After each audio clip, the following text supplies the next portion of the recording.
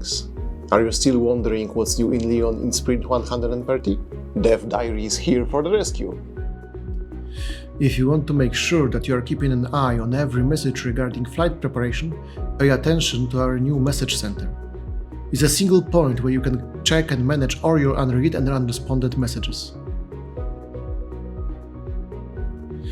Another new feature were introduced to the crew calendar and timeline views.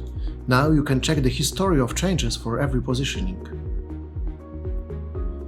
If you want to stay highly competitive on those special days when the world goes mad, like a Formula 1 race or a football finals, you may find in handy our new feature in a sales panel, defining prices for fixed routes for a specific time.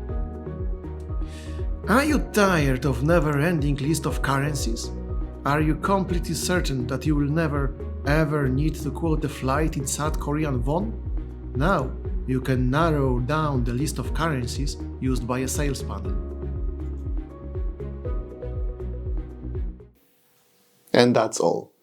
As always, you can find full list of our amendments in release notes. If you want to learn more about Lyon, please check out our LinkedIn page or YouTube channel.